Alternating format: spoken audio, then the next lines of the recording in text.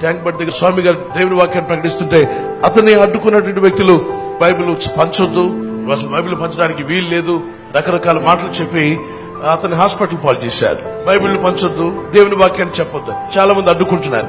ఇండియాలో ఉన్న ప్రతి ఒక్కరికి రాజ్యాంగం ఇచ్చేటువంటి హక్కు, ప్రతి వ్యక్తి కూడా తనకు తెలిసిన సత్యం, తనకు తెలిసినటువంటి మార్గం గురించి, తనకు తెలిసిన దైవాన్ని గురించి ఒక ఇండియన్ గా, ఒక భారతీయునిగా శుభవార్త ప్రకటించుకునే హక్కు ఇవ్వబడింది. దేశ క్షేమము, రాష్ట్ర క్షేమము, జిల్లా క్షేమము, ప్రాంతీయ క్షేమము, ప్రజల క్షేమం కోరే వాళ్ళు ఎవరైనా సరే మీరు అడ్డుకోవాల్సింది సువార్తను కాదు, బతుకును మార్చే బైబిల్ పంచడం కాదు. మీరు అడ్డుకోవాల్సింది ఏంటో తెలుసా? యవన బిడ్డలు పాడు చేస్తున్న డ్రగ్స్ ను అడ్డుకోండి, క్లబ్ పేరుతో, పబ్ పేరుతో జీవితాలను పాడు చేస్తున్న వాటిని అడ్డుకోండి, అశ్లీల చిత్రాలను అడ్డుకోండి, చీకటి కార్యాలను అడ్డుకోండి, అత్యాచారాలను అడ్డుకోండి, మోసం చేసే వాళ్ళని అడ్డుకోండి, లంచగొండితనాన్ని అడ్డుకోండి. అడ్డుకోవాలనుకుంటే ఈ పొగ తాగుట అనేది, పొగ అమ్మకుండా అది తాగి అనేకులు క్యాన్సర్ వస్తుంది, అది రాకుండా దాన్ని అడ్డుకోండి. టొబాకో ఫ్యాక్టరీలు అడ్డుకోండి, ఎందుకంటే అవన్నీ అనేకులు కీడు కలిగిస్తున్నాయి.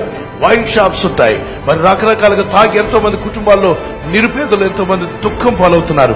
ఇంటికి తీసుకురాడు, కష్టపడిందంటే తాగేసి వస్తాడు, ఇంట్లో పిల్లలకు ఉండదు, భార్యకు ఉండదు, ఇంట్లో నడపడానికి ఉండదు. అడ్డుకోవాల్సిన వారిని బైబిల్ పంచేవారిని కదా అడ్డుకోవాల్సింది. బైబిల్ బతుకులు మారుస్తుంది, జీవితాలను వెలిగించేటువంటి యేసయ్య చీకటి బతుకులను వెలుగుగా మారుస్తుంటే ఇదా మీరు అడ్డుకుంటారు? మనసు మార్చుకోవాలి, వారు దేవుని వైపు తిరగాలి, సత్యం ఏంటో తెలుసుకోవాలి. అడ్డుకోవాలనుకుంటే చెడుతనాన్ని అడ్డుకోవాలి తప్ప కీడు కలిగించేవారిని అడ్డుకోవాలి. అవును, ఒక మాట అడుగుతున్నాను, ప్రేమను అడ్డుకుంటే మిగిలేదేంటి? ద్వేషం. ప్రతి క్రైస్తవుడు ఈ లోకానికి వెలుగై ఉన్నాడు. వెలుగును మనం అడ్డుకుంటే, ఒక దీపస్తంభాన్ని కాలుతో తంతే మిగిలేదేంటో చెప్పండి? చీకటి మిగులుతుంది. దేవుని వాక్యాన్ని అడ్డుకోవడం వల్ల చీకటే, సువార్తను అడ్డుకోవడం వల్ల చీకటే. వెలుగును అడ్డుకుంటే చీకటి వస్తుంది. మరి మంచిని అడ్డుకోవడం కాదు, కానీ చెడును అడ్డుకోవాలి. దేవుని వాక్యాన్ని అందించే వాళ్ళని ఎందుకు అడ్డుకోవాలి?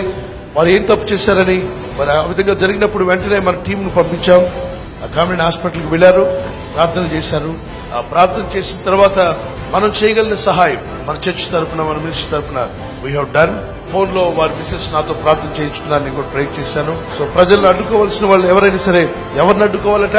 చెడునా మంచినా?